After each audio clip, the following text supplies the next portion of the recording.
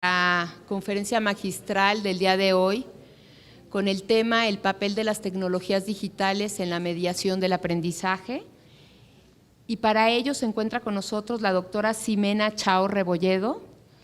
Ximena es doctora en Psicología Educativa y Desarrollo por la UNAM, estudió la maestría en Psicología en la Facultad de Psicología de la UNAM y la maestría en Psicología Cognitiva en la New York University. Es licenciada en Física por la Universidad de las Américas en Puebla. Es miembro del Grupo de Investigación en Docencia, Diseño Educativo y TIC de la UNAM y ha colaborado como profesor de asignatura en la Universidad Iberoamericana desde hace 10 años.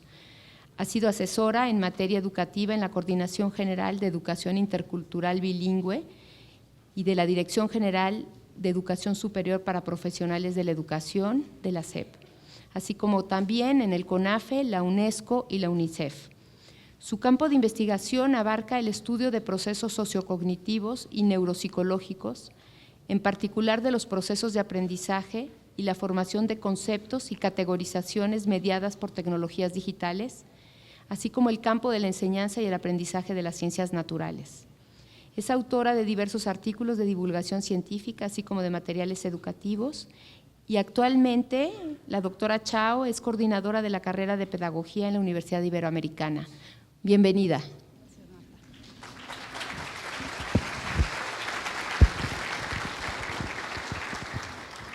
Me voy a parar, si está bien. Buenos días, profesor. Es un gusto estar aquí con ustedes esta mañana, es un placer y un privilegio compartir este espacio con todos ustedes, pues finalmente son ustedes los que están al frente de esto que es la educación. Así es que para mí es un privilegio estar aquí. Yo quisiera empezar citando a uno de los grandes psicólogos, ¿verdad?, del siglo XX, a Lev Vygotsky, porque sin duda se adelantó a muchas cosas, pero a una muy en especial y que nos atiende el día de hoy, que es el problema de la mediación. Él, sin saberlo, porque para cuando él murió todavía no había pero ni la quinta parte de tecnologías digitales o de ningún otro tipo asociadas al contexto educativo que tenemos hoy en día, se adelantó a decir que este problema, el de la mediación, y refiriéndose específicamente a la mediación de las herramientas en el contexto educativo, iba a ser el gran problema, pues él decía de la psicología, pero realmente es el gran problema de la sociedad y de la educación. Entonces, pues hacia allá me gustaría enfocar la plática del día de hoy con ustedes. Me parece que para iniciar tendríamos que preguntarnos, primero, ¿cómo aprendemos? Es decir, todos damos por hecho que los alumnos aprenden en el aula, los programas educativos están hechos para ello, ¿verdad? Pero me parece que regresar a la pregunta inicial es siempre importante. Cuando yo estoy delante de un grupo de estudiantes, preguntarme cómo es que estos aprenden. Y luego finalmente, cómo pasamos a la generación o a la construcción del conocimiento, porque lo cierto es que podemos aprender un montón de información, es decir, en su versión más simplista, podríamos decir que la memorización pues, es una manera de aprendizaje y entonces podríamos aprender datos, pero generar conocimiento quizá implica un pasito más. Y en ese mismo tenor, entonces, la tercera pregunta, ¿cuál es la intervención de estas tecnologías digitales ahora en el aprendizaje y, por tanto, en la construcción del conocimiento? Y creo que ese es el tema principal o la pregunta que vamos a tratar de contestar, o por lo menos de ahondar en ella la mañana del día de hoy. Una manera de definir esto que es el aprendizaje es a través de cómo nos adelanta Medin, uno de los principales teóricos en la teoría de la conceptualización, a través de la construcción de conceptos. Es decir, cuando yo logro construir el concepto acerca de algo, he logrado un aprendizaje. Y si eso después se convierte en una teoría acerca de ese algo o de la relación de ese algo con otro objeto, entonces he logrado transitar hacia la generación de conocimiento. Muy importante en ese proceso está la construcción de representaciones mentales, es decir, lo que en la psicología cognitiva denominamos pues precisamente la transportación de la información del mundo de afuera al mundo interior, es decir, a ese espacio al que llamamos mente. De tal suerte que de esta interrelación, la formación de representaciones, la formación de conceptos y posteriormente la posibilidad de teorizar o de generar teorías acerca de ellos, es que vamos creciendo nuestro acervo cognitivo o nuestro conocimiento. Y sin embargo, tratándose de los seres humanos, este proceso se vería truncado si no consideramos en esta escena precisamente esto que ya citábamos de Vygotsky, que es el concepto de mediación, y en particular en lo que refiere a la intervención, a la disrupción, en algunos casos, que hacen las tecnologías, las herramientas cognitivas, culturales, que intervienen en ese proceso de construcción del conocimiento. En este sentido, tendríamos que considerar precisamente el trinomio que aquí se plantea, en donde al centro, la construcción del conocimiento, si bien tiene una dependencia en esto que ya ahondábamos, que son las propiedades endógenas de los seres humanos, es decir, el sujeto en su cerebro, en sus procesos psicológicos, y un objeto, el objeto del conocimiento, información del mundo físico, pues este se va a ver de alguna manera interpretado también en la mediación que harán las tecnologías o las herramientas cognitivo-culturales, empezando por la más básica y la más transparente de todas las tecnologías, ¿verdad? El lenguaje. Es decir, esto que yo hablo, este sistema de representación simbólica que estoy usando para comunicar y para representar la información el día de hoy, pues sería la más básica de las herramientas justamente para mediar estos procesos de aprendizaje y de construcción del conocimiento. En ese sentido, entonces, tendríamos que definir o empezar a definir este concepto de mediación como un proceso biosocial cultural, ¿verdad? En donde la cognición humana se conforma finalmente por esta interrelación entre el sujeto, el objeto y la herramienta mediadora. Podemos ahora colocar, ¿verdad?, en el vértice superior de esa relación triuna a las tecnologías digitales que finalmente son el objeto mediador que nos compete el día de hoy. Y le decimos objeto mediador porque finalmente van a participar de manera explícita o implícita en algunas ocasiones en la interpretación que hagamos justamente del objeto del conocimiento. Bueno, y ahí ya nada más como para cerrar con esta idea vygotskiana, ¿verdad? Se adelantaba Vygotsky junto con Luria a definir a nuestra corteza cerebral como una corteza, ¿verdad?, generada por esa mediación cultural.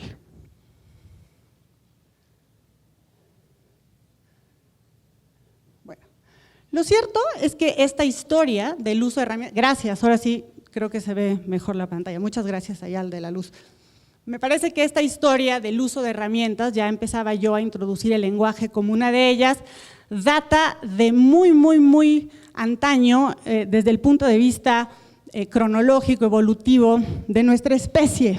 Es decir, los seres humanos, ¿verdad?, desde nuestros inicios, incluso cuando todavía no éramos sapiens, nos valíamos de herramientas para alcanzar nuestros objetivos. Parecería, como dice Carlos Fuentes, que en algún momento caímos en la cuenta de que estábamos incompletos, que nos faltaba algo más.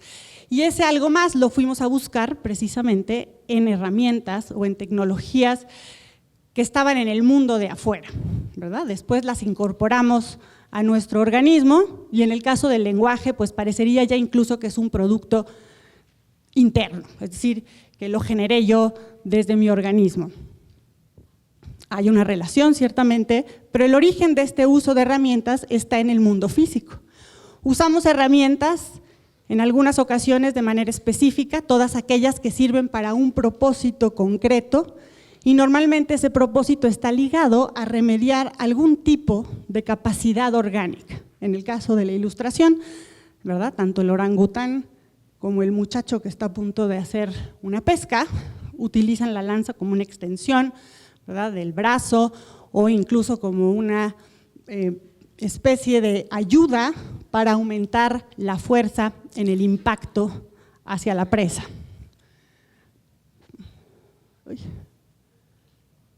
Hay otro otro tipo de herramientas, ¿verdad? Y estas empiezan a ser cada vez más interesantes, aquellas que no tienen necesariamente un uso específico, aquellas que están sujetas a la interpretación, a la asignación de significados. Las palabras, los números, es decir, todo ello que requiere de un significante, no obstante, también es una herramienta y nos sirve, entre otras cosas, para comunicarnos, ¿verdad? Ya lo decíamos, para contar, para simbolizar todo aquello que no necesariamente tiene un referente específico concreto. Y finalmente, otro tipo de herramientas de las que nos valemos, que no tienen ni una particularidad ni la otra. Es decir, parecería que sirven para algo que todavía no alcanzamos a entender, como por ejemplo para jugar. ¿Para qué sirve jugar? ¿Verdad? ¿Para qué sirve el arte? En términos evolutivos todavía no es claro para qué sirve el arte. Tiene un propósito de supervivencia, de adaptabilidad, por ejemplo, y no obstante nos valemos nuevamente de instrumentos, de objetos, ¿verdad? Para utilizarlos, para incorporarlos en nuestras tareas diarias de socialización, quizá de expresión emocional, quizá de expresión creativa, para finalmente, otra vez, mediar nuestros procesos cognitivos y en este caso también afectivos. Y lo cierto es que a pesar de que hay otras especies y cada vez estamos más seguros de que muchas especies utilizan objetos como herramientas, somos los seres humanos quienes mayor dependencia tenemos e interdependencia generamos con estas herramientas, ¿verdad? Somos la especie que con mayor recurrencia refinamos estos objetos que adoptamos para acercarnos al conocimiento. Ninguna otra especie depende con tanto ahínco como los seres humanos para desarrollar su potencial cognitivo del refinamiento y la innovación de las herramientas culturales o, vayámonos directamente al tema del día de hoy, de las tecnologías. Y en este caso, de las tecnologías digitales. Es decir, hay una especie de carrera de armas en donde la cognición se aparea con el uso de herramientas, ¿verdad? Crece una y crece la otra y crece una y crece la otra y en ese sentido esa mediación se ve mutuamente acelerada. Bueno, llegamos al tema ya específicamente de estas herramientas que llamamos ahora tecnologías, a las que llamaré tecnologías culturales cognitivas, porque las usamos principalmente con un propósito tal, cognitivo, ¿verdad? Tenemos tecnologías de acoplamiento externo, incluso los goggles ahora de realidad virtual y los famosos Google Glasses y todas estas gadgets que ahora hay en el contexto digital siguen siendo de acoplamiento externo. ¿Qué quiere decir? Que me lo puedo quitar, que lo puedo apagar. Es decir, que puedo seguir operando con mi cerebro incompleto, así a la Fuentes, ¿verdad? ¿Quién nos dice que en un futuro no serán de acoplamiento interno? Es decir, que ahora me puedo poner una prótesis, literalmente, para, por ejemplo, expandir la memoria. Y habrá que preguntarnos si nos las vamos a poder quitar, si de por sí ya somos adictos a traer el celular todo el tiempo viéndolo, pues habrá que ver si cuando estos dispositivos se vuelvan más transparentes, y esta es una tendencia en la tecnología se va volviendo más transparente. Por transparente entendemos que se va adaptando más a la ergonomía del cuerpo, ¿verdad?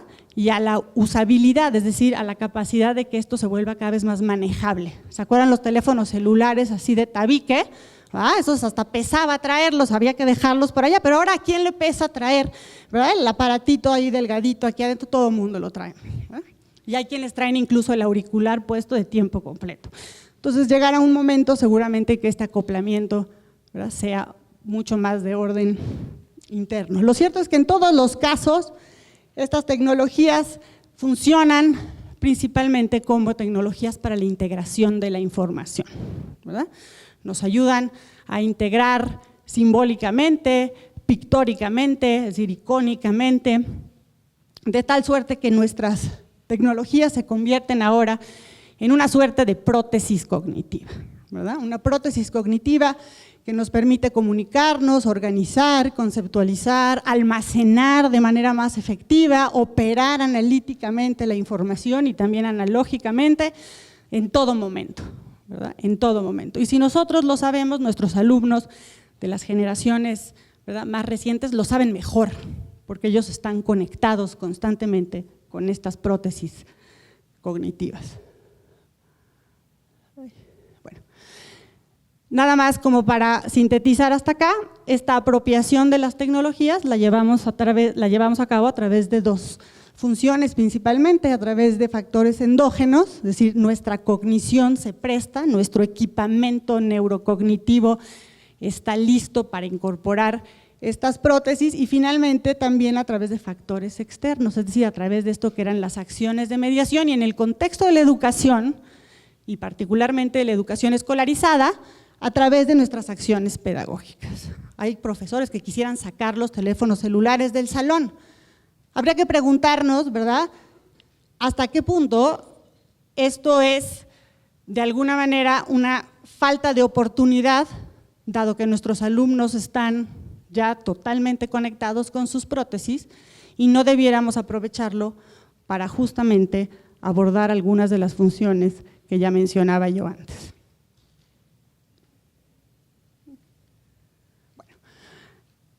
Llegando ya a la relación entre esto que podríamos hacer con nuestras tecnologías, con nuestras prótesis cognitivas, me parece que todo empieza cuando no hay suficientes recursos cognitivos para resolver un problema o para comprenderlo.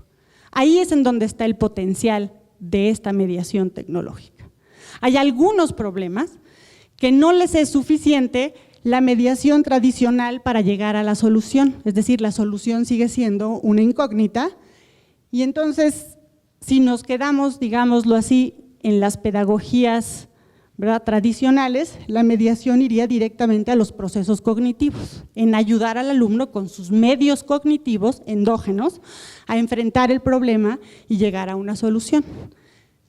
Si incorporamos las tecnologías digitales, y ahora veremos cómo podemos hacerlo, entonces muy probablemente llegar a la solución tiene una vía más accesible, ¿verdad? Todos nos hemos encontrado, por ejemplo, en el aula, yo particularmente trabajo en la enseñanza de las ciencias y me encuentro, por ejemplo, que hay situaciones en las que se construyen falsas concepciones acerca de algo, ¿verdad? Falta información para entender, por ejemplo, una buena definición acerca de la temperatura, ¿verdad? ¿Qué es la temperatura? Preguntémosle a los alumnos de secundaria o de preparatoria qué es la temperatura y muy probablemente una definición asociada a la energía cinética, pues muy probablemente no va a ser, ¿verdad?, la primera. Es decir, hay otras concepciones mucho más ligadas a los niveles cognitivos perceptuales, en este caso coloquiales, con los que podemos trabajar los seres humanos, pero si queremos trabajar dentro del encuadre de las ciencias, probablemente nos serviría una mediación con tecnologías digitales. ¿Cómo? Bueno, regresando a ese problema, a ese mismo problema, aquí tenemos al señor Wundt mirando un clásico experimento de la clase de física o de química en donde se está calentando pues un metal y entonces los alumnos podrían decir, muy bien, veo lo que pasa, pero entonces ahora ¿cómo lo conceptualizo? Mi primera quizá idea es que el objeto está caliente y entonces ahí empieza un juego conceptual, es decir, es esta transición entre lo que veo, lo que percibo, lo que represento y ahora las teorías que construyo acerca de ello.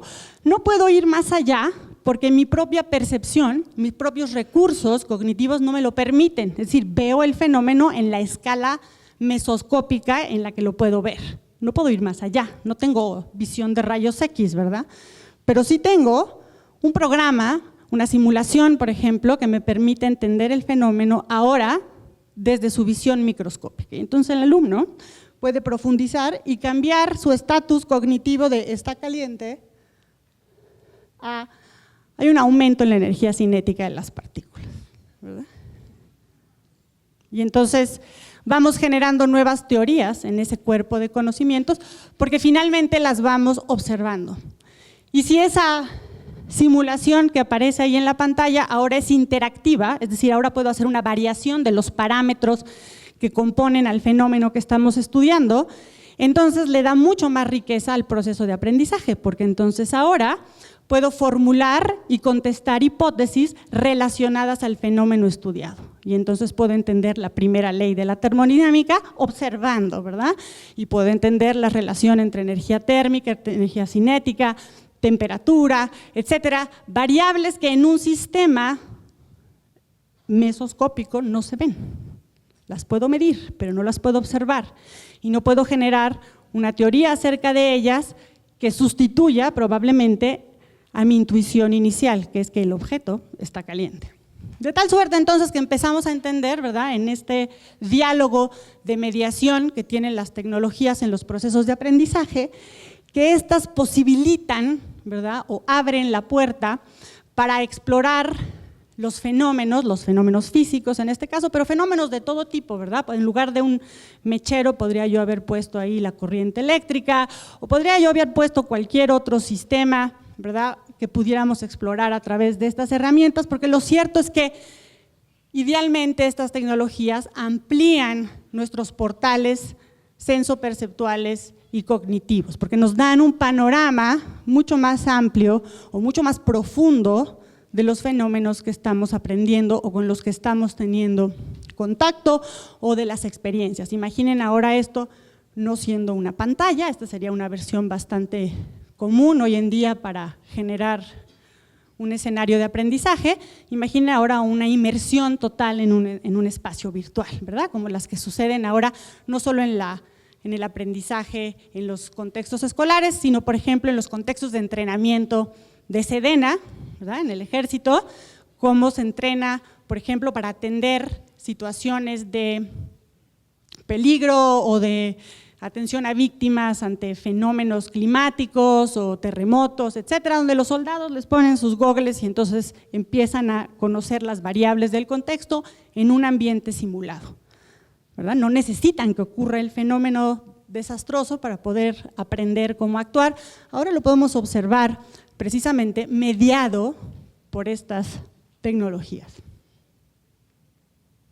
Bueno, a nivel neurocognitivo, ¿verdad? Sabemos porque se han hecho varios modelos acerca de qué es lo que está sucediendo a nivel neurocognitivo con estas tecnologías. Este es solo un modelo, es el modelo que a mí me gusta tomar como referencia, viene de Paivio y después lo retoma Mayer y su equipo.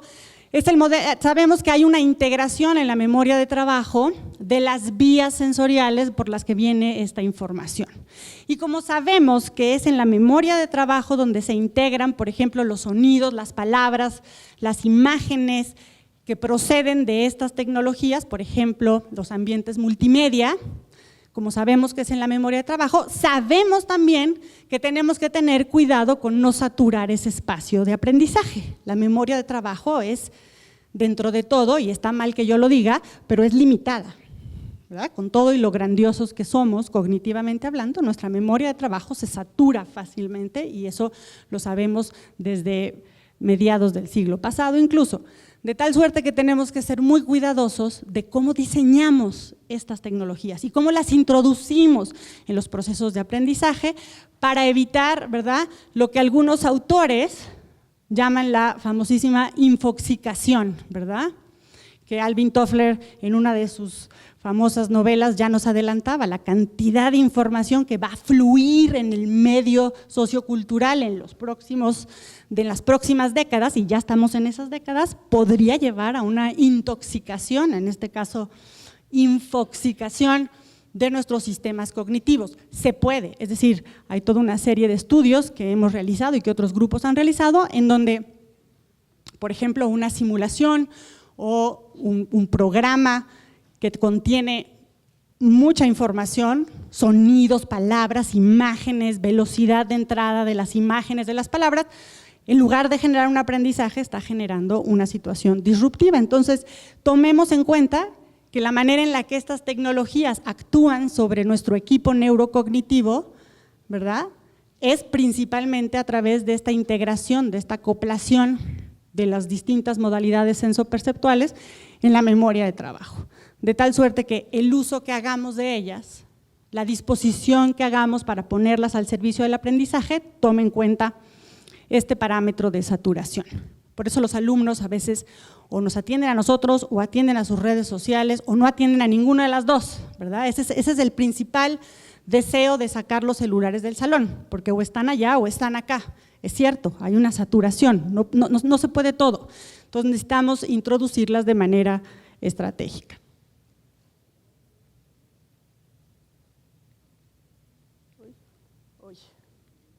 Ahí está. Bueno, me resulta a mí principalmente provocador, ¿verdad? Y aquí los invito como para ir reflexionando acerca del cómo, ¿verdad? ¿Cómo introducimos estas herramientas? Es decir, ¿cuáles tipos de mediación podemos generar y a dónde nos llevan y cuáles son algunos ejemplos de estos tipos de mediación? Bueno, sin duda podemos ir a la mediación más básica, que es la instruccional transmitiva. Esa todas la conocemos, la estoy haciendo yo en este momento.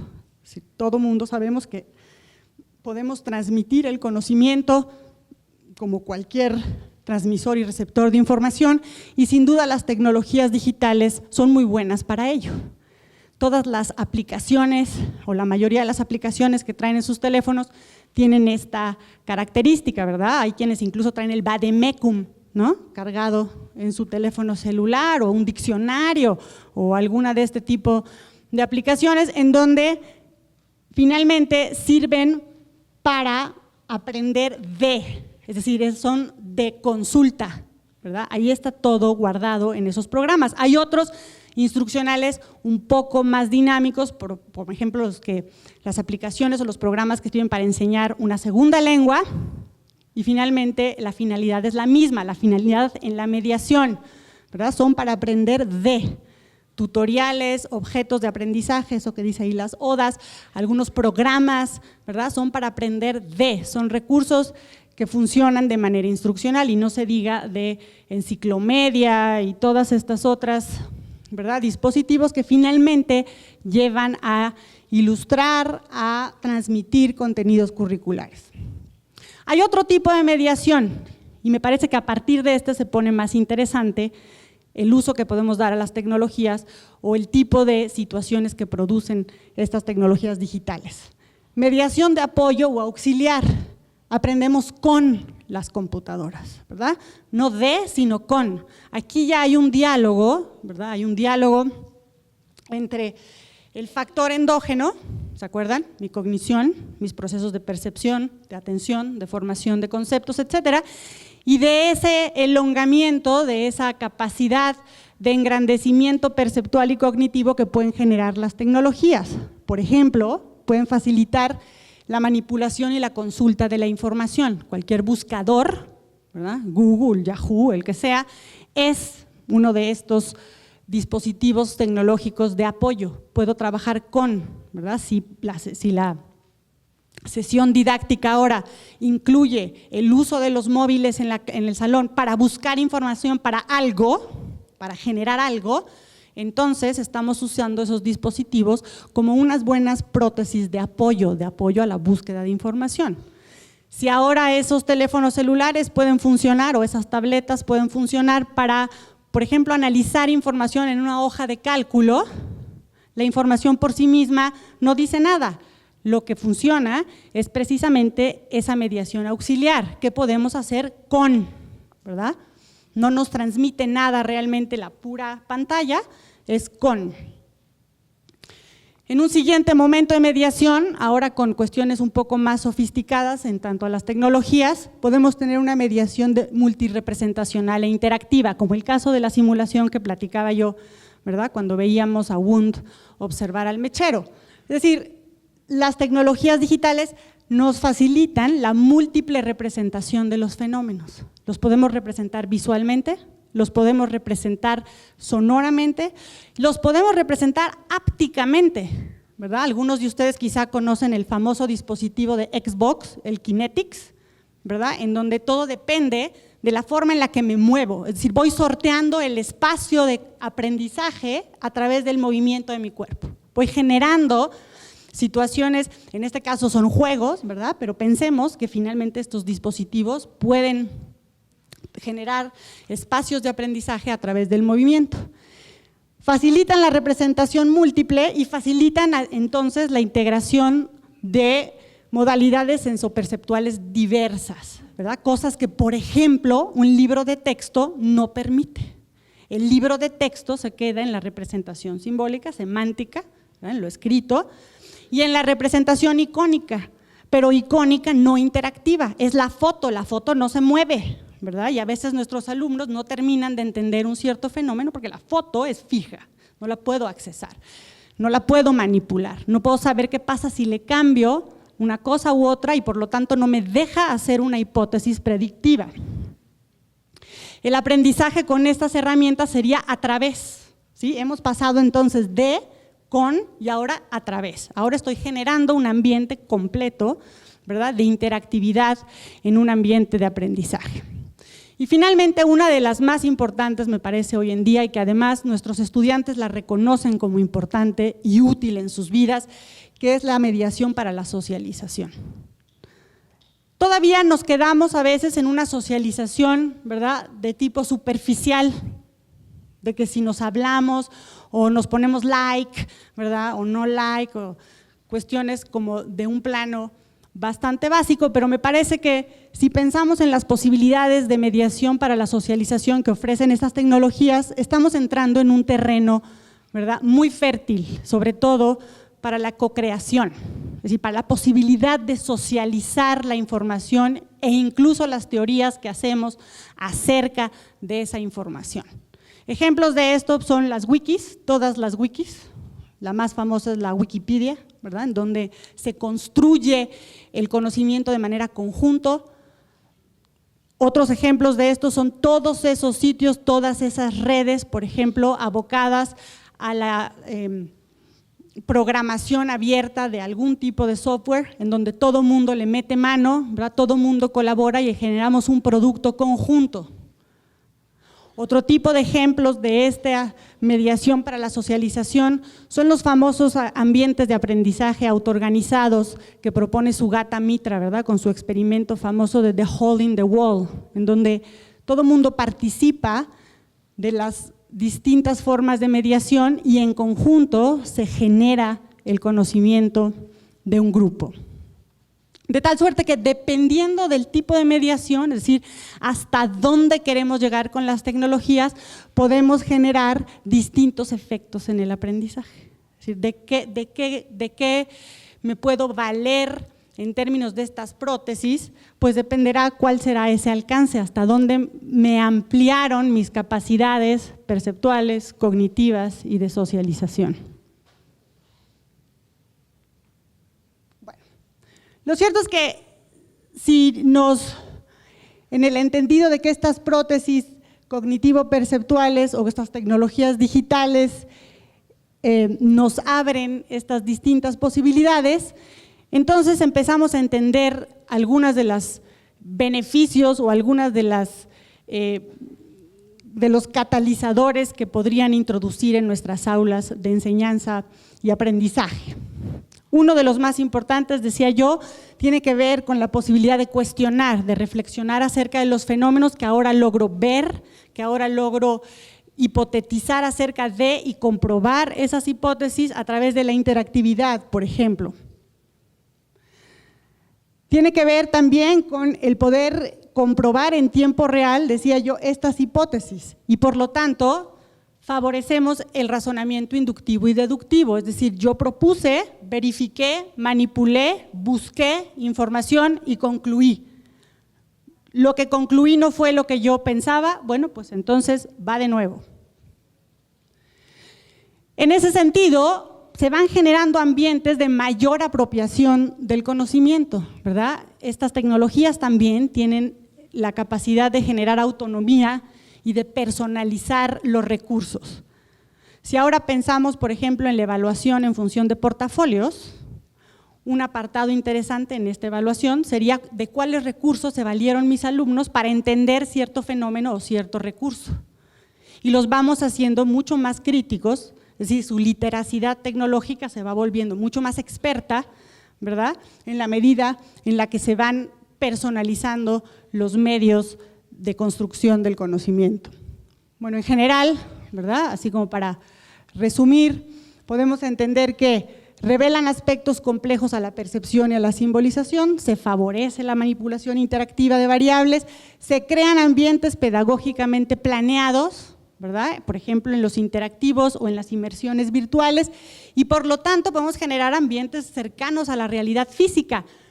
Fíjate, física y no necesariamente perceptual, porque los límites de la percepción, ¿verdad?, terminan en una cierta escala, ¿verdad?, donde terminan absolutamente todos nuestros umbrales precisamente sensoperceptuales.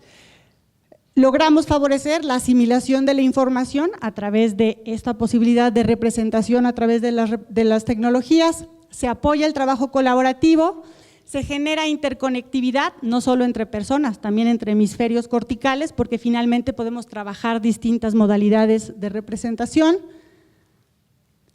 El sentido de comprensión, de poder cuestionar nuestras ideas y cuestionarlas y verificarlas, perdónenme, genera una sensación de eficacia en el trabajo.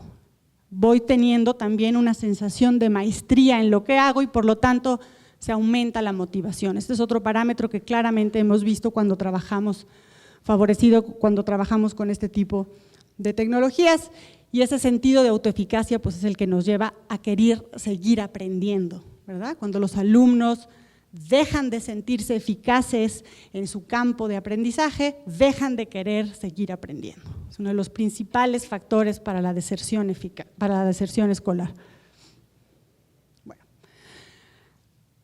Regresando un poco a este mismo tema, y si analizamos esta gráfica del Instituto de Ciencias Aplicadas del Comportamiento en Estados Unidos, bueno, pues si esto es así, es decir, si hemos encontrado que la retención aumenta conforme vamos generando recursos distintos a solamente la transmisión de la información, entonces podemos decir que las herramientas digitales, las tecnologías de este tipo, pues finalmente podrían involucrar todas estas dinámicas y por lo tanto podríamos concluir que estaríamos de alguna manera aumentando la capacidad de retención de nuestros alumnos, es decir, el que puedan recordar y poner en uso, es decir, movilizar los recursos de aprendizaje. Y bueno, finalmente, ya para cerrar y pasar a una sesión de diálogo, porque finalmente eso es lo que es bonito en estos espacios, me gustaría retomar algunos datos. Esta es una encuesta que realizó IBM el año pasado, antepasado, sobre el uso de la tecnología, ¿verdad?, las modalidades de aprendizaje y trabajo, analizando las distintas generaciones, tanto en el sector productivo, en el sector laboral, como en el sector educativo. Entonces, bueno, pues están los baby boomers, la generación X, los millennials y los que siguen, ¿verdad? Aquí a mí me resulta provocador entender, por ejemplo, los estilos de aprendizaje, cómo hemos transitado de una generación a la otra en nuestros estilos de aprendizaje, ¿verdad? Cómo pasamos de una generación en la que esperaba ser instruida por alguien, por una autoridad, a una generación que se instruye, se autoinstruye, busca la información para instruirse. Lo cierto es que allá afuera, en la red, pues está Khan Academy, ¿verdad?, por un lado, Coursera, por otro lado, y toda otra serie de recursos para la autoformación.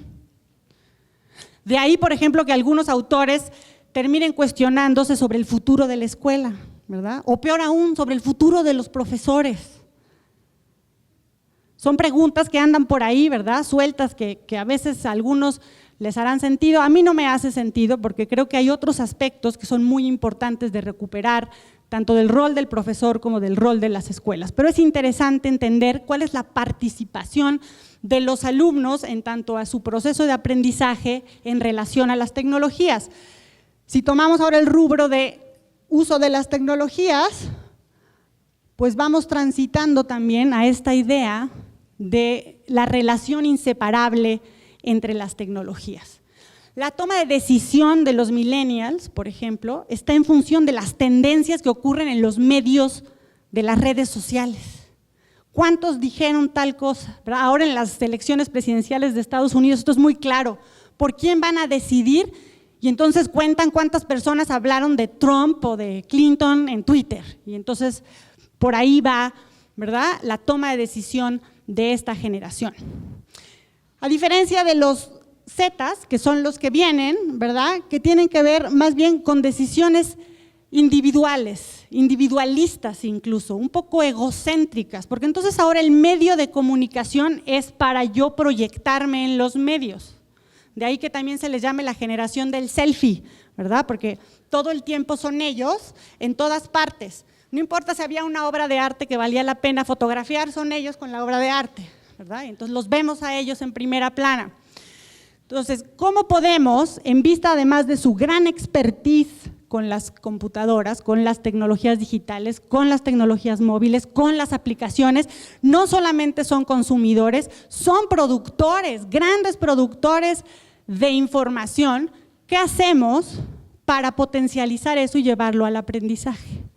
Porque no me queda duda que en esta historia, ¿verdad?, y ahora sí para invitarlos a una discusión final, tendríamos que hacer un análisis muy serio entre las oportunidades y los retos que nos proponen estas tecnologías. Es decir, entendemos muy bien desde el punto de vista orgánico, cultural, neurocognitivo, cómo nos vamos haciendo cada vez más afectos, más dependientes en algunos casos de estas tecnologías, pero entonces, ¿qué retos nos dejan estas tecnologías en el contexto del aprendizaje? Entendemos las distintas formas de mediarlas, de introducirlas en el contexto de la construcción de conocimientos. Y no obstante, yo los invitaría a que hiciéramos este análisis. Es decir, si bien son sistemas multirepresentacionales interactivos, nos facilitan aprender a través de estas plataformas, de estos programas, de estas simulaciones. En algunas ocasiones incluso con inmersión total, ¿verdad? Así como los simuladores virtuales que tienen aquí en la universidad, en donde puedes ver las proteínas así con tus lentes de realidad virtual y puedes jugar con ellas y quitarlas y ponerlas, ¿verdad?, en el ámbito de la simulación virtual.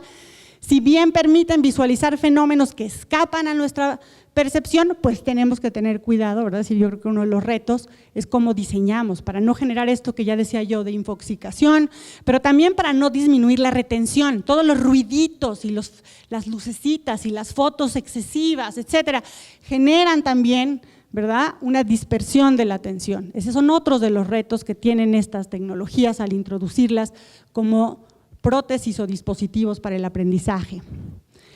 Generan la oportunidad para construir contextos de aprendizaje grupales, pero también individuales, personalizados. Es decir, el alumno puede ir a buscar la información que mejor le sirva para entender un cierto fenómeno. Ello permite, ¿verdad?, también esta interconectividad, la cocreación, decíamos, del conocimiento, el compartir significados, ya sea a distancia o en una misma red de producción como sería una wiki. Pero eso se presta para otras cosas, ¿verdad? Ninguno de nosotros es ajeno al plagio, ninguno de nosotros es ajeno a la piratería de la información. Así como ninguno de nosotros es ajeno a fenómenos ahora sociales afectivos como el cyberbullying. Ahí están las redes para que todo mundo podamos estar conectados, pero se pueden usar para otros fines.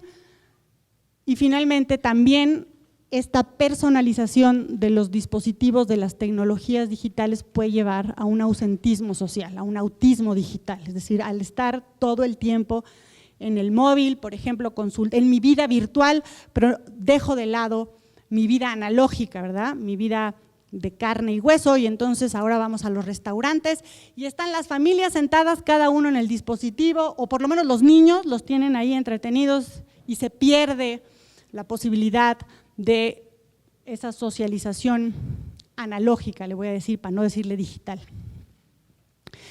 Nos brinda la oportunidad también de controlar y personalizar el aprendizaje, decíamos, ¿verdad? Eso lleva a una mayor autonomía y apropiación del aprendizaje. Ponía yo como ejemplo estos ambientes de aprendizaje autoorganizados. Los alumnos buscan sus recursos, contestan sus preguntas de investigación y generan sus portafolios de evidencias. Ellos lo eligieron. es algo que entendieron, ¿verdad? Generaron sus propios productos de aprendizaje. Esa es una ganancia, es una gran oportunidad, pero tenemos que cuidar la literacidad, ¿verdad?, de nuestros alumnos en términos de su crítica y reflexión hacia la información que hay en la red, porque si no, entonces también podemos caer en un relativismo informativo. Todo es información. No todo es, toda información sirve para la generación de conocimiento. Hay información que literalmente pues es relleno, ¿verdad? Y en algunos casos pues quizás hasta basura. Si tomamos como oportunidad esta idea de la autonomía y la asimilación del aprendizaje, entonces el sentido de autoeficacia, decíamos, aumenta y eso podría darnos la oportunidad de retener a los alumnos dentro del sistema escolarizado de educación, llevarlos a siguientes niveles de especialización, de complejidad incluso dentro del propio aprendizaje, ¿verdad? De manera que se apropien de ese trayecto formativo. Pero cuidarnos en ese proceso, ¿verdad?, de personalización y de autoeficacia, de esto que ya mencionaba yo, que es la generación selfie, ¿verdad?, de que todo se trata de mí y mi visión egocéntrica, esa es la que cuenta, ¿no? Entender que dentro de las oportunidades está esa visión de cocreación. Entonces, integrando, me parece a mí que estas oportunidades en el contexto de aprendizaje es que logramos finalmente hacer una reflexión sobre estos retos y los ponemos a prueba, es decir, nos libramos, ¿verdad?, si entendemos las distintas formas de mediación, las distintas oportunidades que brinda cada modalidad y cada tecnología para no caer en esto que adelantamos nosotros, que somos generación X y baby boomer, es decir, que vemos las cosas desde otra perspectiva, que no todo ello genera aprendizaje. Y ya para terminar, pues unas breves líneas de reflexión, ¿verdad? Sobre todo la tercera, entender que las tecnologías digitales por sí solas no garantizan el aprendizaje, ¿verdad? Otra vez, garantizan el que pueda uno acceder a la información, pero no necesariamente la construcción del conocimiento. Se requiere acompañarlas de diseños pedagógicos o en su caso tecnopedagógicos. Ni las simulaciones, ni los ambientes de realidad virtual, ni los interactivos, ni las aplicaciones, por mucho que las mamás queramos que abriendo el app los niños aprenden a sumar y a hacer todo lo que propone el app, garantizan el aprendizaje. Sí garantizan otro tipo de fenómenos socioafectivos como los que ya veíamos hace un momento en la columna de retos, ¿verdad?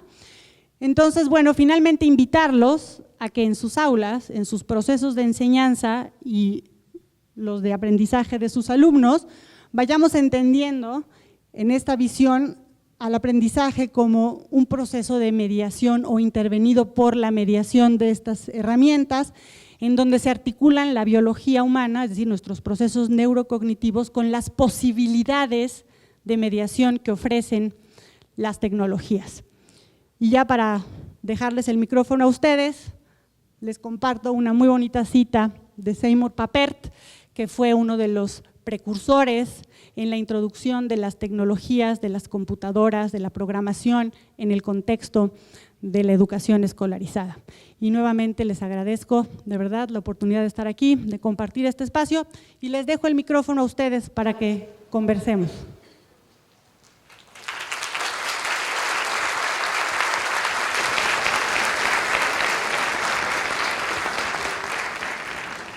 Tenemos 5 minutitos, yo creo que alcanzamos 2 preguntitas. Si alguien ya tiene formulada su pregunta específica, para aprovechar que está aquí la doctora Ximena Chao y podamos saber por allá. Allá hay una persona, ok.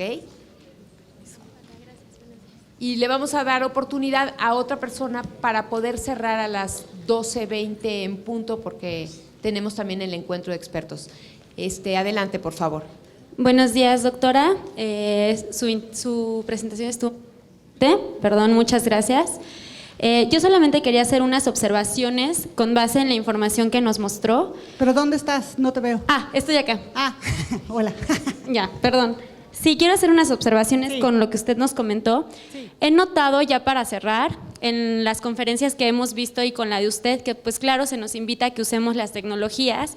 Y existe esta parte como de resistencia, miedo al cambio, cómo yo voy a utilizar tecnologías como maestro si no las conozco, porque son muchas, ¿no? Porque los alumnos nos ganan. Y entonces pienso que no necesariamente tenemos que, o sea, sí podemos llevar la tecnología al aula, pero también se las podemos dejar de tarea a ellos.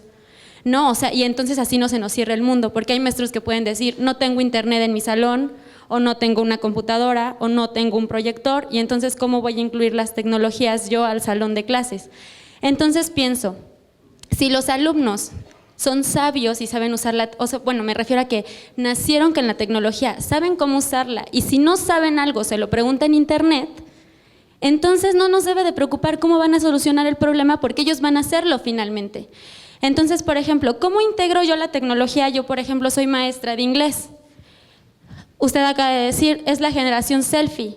Entonces, yo voy a dar una clase de presente continuo donde me sirve a mí el presente continuo para describir que viste a alguien. Tómense 2 selfies. Tómense 2 selfies, imprímenlas y péguenlas en el cuaderno. Y en el salón de clases intercambian sus fotos con sus compañeros y describen qué están vistiendo y las pegamos en un periódico mural chiquito dentro del salón. Hagan un video y entrevisten a alguien y preséntense. Hagan un meme, imprímanlo y tráiganlo. Y les aseguro que los alumnos van a solucionarlo, lo van a hacer. Tengo un maestro de historia, nos lo contaba, por ejemplo, que les dijo, invéntense el perfil de Facebook de Napoleón, de Hitler, de no sé quién. ¿Qué música les gustaría? ¿Qué fotos pondrían? ¿En relación con quién? ¿No? Por ejemplo, Napoleón sube estoy en relación con o enamorado de. Sabemos que Napoleón escribía poemas, entonces le publicó un poema a su novia y entonces le toman screenshots, o sea, foto a la pantalla, la imprimen y esa es su tarea. O sea, finalmente el reto de utilizar la tecnología no debe de asustarnos porque podemos dejárselos a ellos y dentro del salón de clase construir el conocimiento o que hagan que el conocimiento aprendido lo apliquen a la tecnología, basándonos en el perfil que usted ya nos comenta y que nosotros sabemos que tienen los alumnos. Era toda la aportación, muchas gracias. Muchas gracias, maestra. Me parece que acabamos de recibir un breve taller en estrategias tecnopedagógicas, así es que muchísimas gracias. Y justamente pone de realce algo muy importante. Lo primero es que tomando en consideración las características de nuestros alumnos, si no incluimos las tecnologías, nos van a excluir a nosotros como profesores. Y los que tenemos que alfabetizarnos tecnológicamente somos nosotros, en tanto a cómo se usan y qué posibilidades tienen. ¿Qué es lo que nosotros le aportamos entonces a los alumnos? Les aportamos estrategias de pensamiento, cómo pensar acerca de las cosas, cómo reflexionar, qué información es valiosa. Finalmente, para eso es nuestra experiencia, nuestra formación es ahí donde tiene su valor fundamental, ¿verdad? Cómo pensamos acerca de las cosas, de qué manera se puede organizar la información, si se organiza en una taxonomía al estilo Facebook, ¿verdad? O en un mapa mental, o en una ilustración, ¿verdad? En un tríptico, etcétera. Muchas gracias, maestra. Y sin duda los experimentos, decía yo, de Sugata Mitra muestran que los alumnos pueden usar las computadoras, las tecnologías, los buscadores para aprender con. Entonces, todo lo que no entienden lo buscan a través de estos buscadores.